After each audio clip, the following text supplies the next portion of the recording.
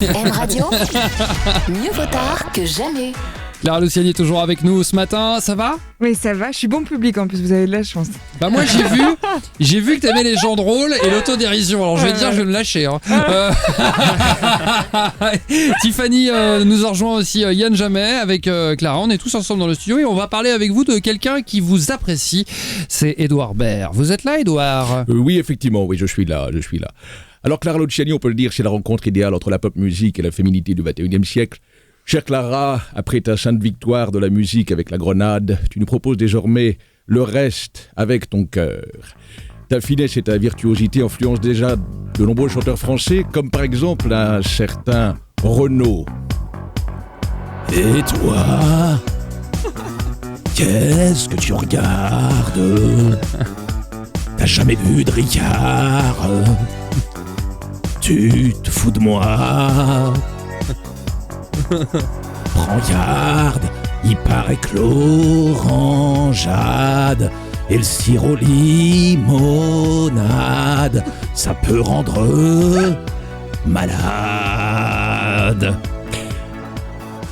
Ton nouvel album s'intitule donc tout simplement Cœur, et on sait que le tien vibre un peu pour Stéphane Bern, tu l'as dit à plusieurs reprises. Il a d'ailleurs décidé de te remercier en te consacrant une émission spéciale, n'est-ce pas Stéphane ?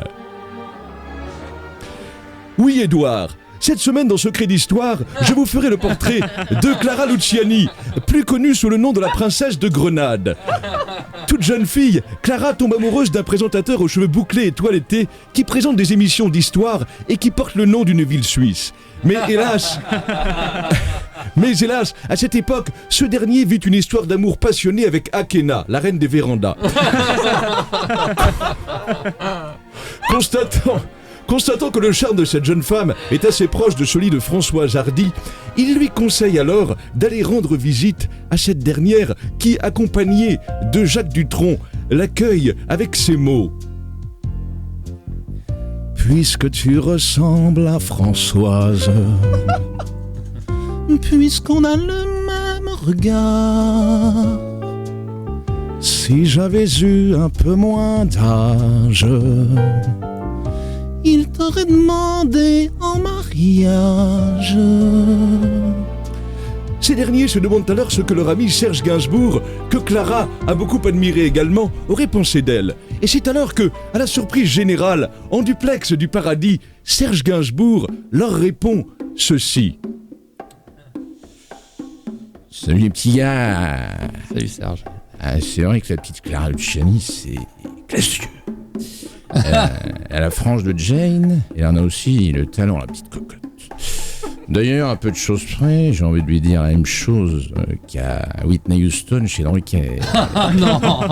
C'est-à-dire, I want to thank you. Autrement dit, je te remercie pour tout ce que tu fais et tout ce que tu vas faire. D'ailleurs, pour être grand seigneur, je vais te le dire en chanson. Entre deux annonces de mesures sanitaires, écouter ta voix, c'est comme une bouffée d'air. Dans ce contexte un peu farouche, ce sont nos cœurs que tu touches. Belle et indocile, tu n'es pas craintive, et par ta musique, toujours tu captives ce fameux cœur dont tu accouches. On en a l'eau à la bouche. 8h40 en direct comme tous les matins, Yann Jamais dans le M Radio Réveil. Avant de citer les auteurs, une réaction de Clara à ce que vient de faire Yann. Je vous adore. C'est vrai. Vraiment, Merci, c'est réciproque. Donc, C'est vrai c'est toujours un super cadeau de passer ce petit moment avec vous. Et bah Voilà. donc tu vas Merci, faire les Clara, premières merci parties beaucoup. de Clara, tu te rends compte, tu vas faire toutes ces premières parties, c'est génial.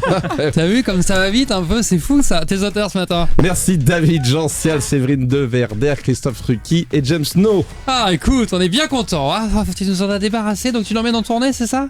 Mais vous aussi, je vous amène, j'ai besoin de choristes. Ah bah très bien.